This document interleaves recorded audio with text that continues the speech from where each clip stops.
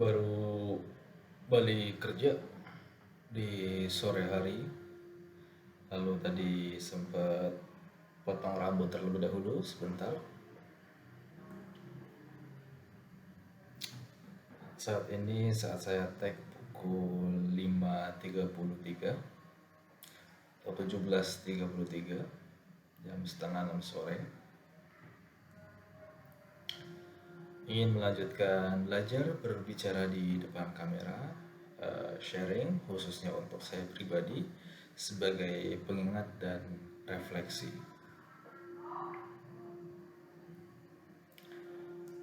Kali ini akan membahas berkaitan dengan konteks instan, yang mana sejauh ini saya cukup meyakini bahwasanya hal-hal yang cenderung instan itu ada kalanya atau seringkali tidak baik. Entah itu untuk konteks makanan, pekerjaan, dan lain sebagainya. Untuk konteks makanan, saya rasa sudah sedikit banyak informasi atau orang lain yang sharing terkait dengan hal tersebut, bahwasanya makanan-makanan yang instan itu eh, cenderung kurang baik buat diri kita. Namun yang ingin saya bahas berkaitan dengan instan terkait dengan pekerjaan atau suatu aktivitas.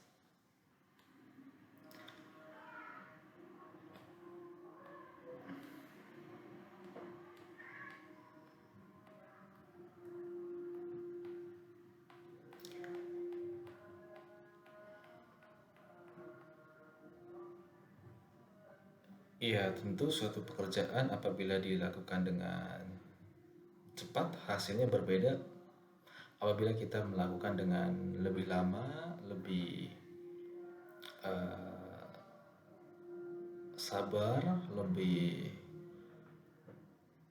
menggunakan waktu yang banyak.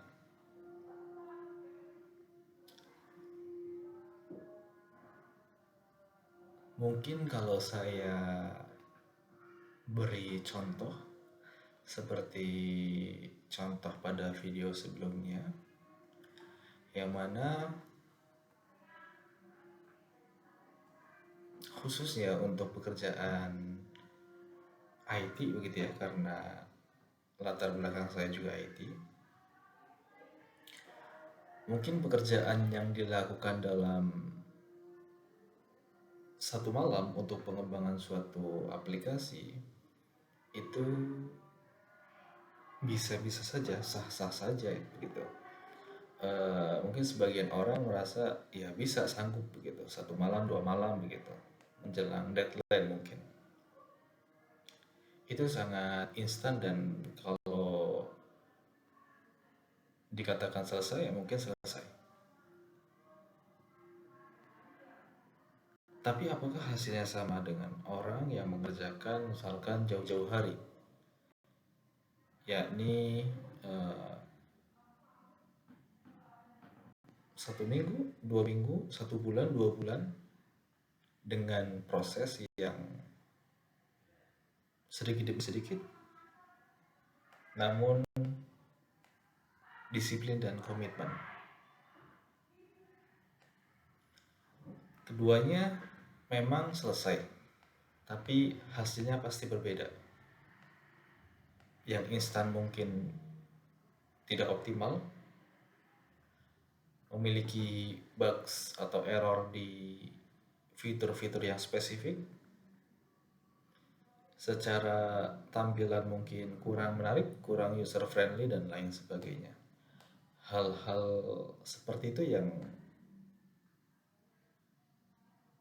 besar kemungkinan terlewatkan apabila kita mengerjakan dengan waktu yang minim atau instan seperti itu.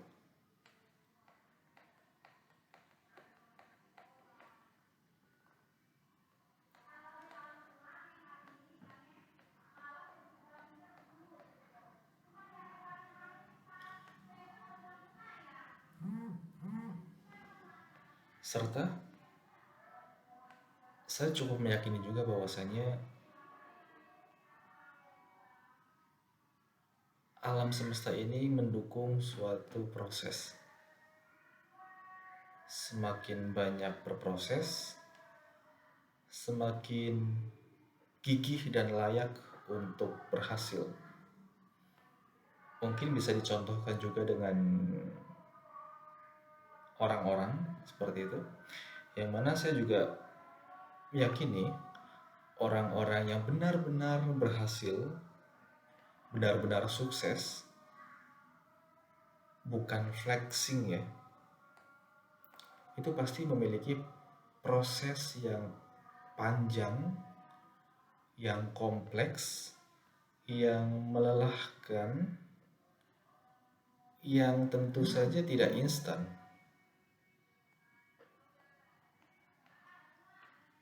Tapi mungkin di luar sana juga ada orang-orang yang terlihat sukses, terlihat berhasil. Iya, biasanya orang-orang demikian adalah orang-orang yang tidak benar-benar berhasil.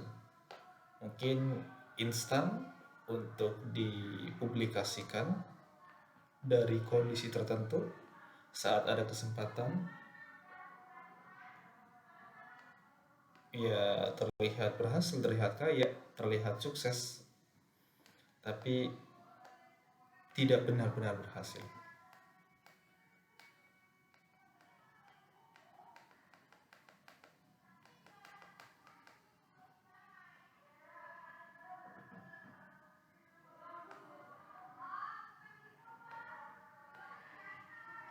Dan apa yang saya sampaikan tadi untuk pengingat saya pribadi juga, dan ya sekadar membaca kondisi menurut saya, versi saya.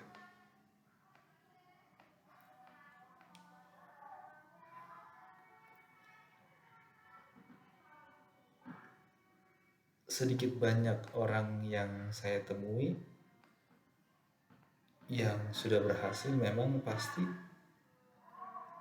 memiliki cerita tertentu yang panjang, yang kompleks, yang rumit, dan tentu saja tidak instan seperti itu. Dan apabila saya contohkan lagi dalam konteks pengembangan IT begitu, tentu saja pengembangan suatu aplikasi membutuhkan suatu proses dari hulu hingga hilir, mulai dari mengetahui kebutuhan dari user atau customer, kemudian menganalisa seperti apa keinginannya, lalu membuatkan suatu visualisasi, mockup atau prototype, kemudian mengembangkan kode, mengembangkan kalau di kami istilahnya ya bisa front end, back end, ekosistem database dan sebagainya.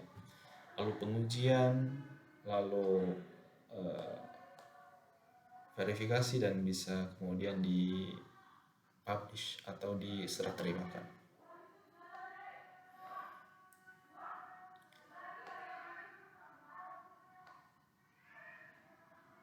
Hemat saya, bagi sebagian pengembang itu memangkas proses-proses tertentu yang menurut mereka tidak perlu. Contohnya adalah memangkas berkaitan dengan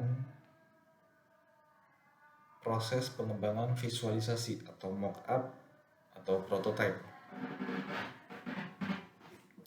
Ini juga menjadi pengalaman kegagalan saya juga sebenarnya di periode-periode sebelumnya, yang mana saya dulu salah satu orang yang termasuk memotong atau memangkas proses tersebut. Waktu itu kita ada project dari salah satu customer, kemudian kita berproses dari hulu hingga hilir, mulai dari diskusi, analisa, mengetahui kebutuhannya seperti apa, namun tidak melakukan pengembangan visualisasi atau mock-up atau prototype, sehingga langsung masuk ke proses pengkodean atau ngoding. Singkat cerita, aplikasi telah selesai, kita datang untuk verifikasi aplikasi berkaitan dengan kesesuaiannya, dan ternyata terdapat penolakan karena ketidaksesuaian aplikasi yang diharapkan oleh user atau customer. Wah, itu menjadi pengalaman yang luar biasa karena waktu itu aplikasi yang kita kembangkan akhirnya bukan dievaluasi atau diperbaiki, melainkan waktu itu dikembangkan ulang dari awal, dari nol. Hanya karena kita tidak mengikuti prosedur standar menurut kami, yaitu membuat suatu visualisasi berupa mock-up atau prototype. Yang idealnya adalah mock-up atau prototype itu perlu dibuat terlebih dahulu, kemudian diverifikasi kepada user atau customer, sehingga apabila ada ketidaksesuaian maka perubahannya ada di mock-up atau prototype tersebut, sehingga tidak perlu melakukan perubahan di coding, atau bahkan konsekuensi terburuknya adalah ngoding dari awal. Karena waktu itu cukup kompleks untuk perubahannya, untuk evaluasinya, bahkan sampai ke hal-hal yang sifatnya mendasar atau pondasi. Dan saya pribadi pun menganalogikan proses pengembangan suatu aplikasi seperti kita membangun rumah. Perlu adanya arsiteknya, perlu arsitekturnya, perlu desain arsiteknya, sehingga menjadi gambaran bersama, sehingga menjadi proses verifikasi bersama berkaitan dengan kebutuhan yang diharapkan. Kamarnya ada berapa, toiletnya ada berapa, ada berapa lantai, ruang tamunya di mana, dan sebagainya. Karena waktu itu kegagalan saya adalah, kalau dianalogikan adalah, waktu itu kita langsung membangun suatu rumah tanpa adanya desain arsitek. Waktu itu kita membuat suatu rumah dengan 2 kamar, ya, dengan 1 toilet, dengan 1 taman, dan lantai atas, lantai 2 hanya untuk rooftop.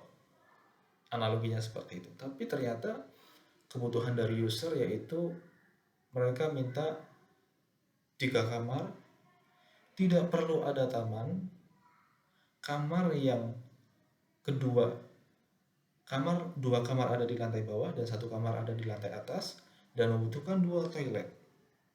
Nah, sedangkan waktu itu kita membangunnya cukup berbeda, bukan cukup lagi, bahkan sangat berbeda begitu. Nah, saat kemudian kita hendak melakukan evaluasi terhadap bangunan tersebut, maka harus dirombak dari pondasi-pondasinya. Rasanya lebih rumit saat kemudian kita merombak atau menghancurkan rumah tersebut, mengubah pondasinya, kita bangun ulang.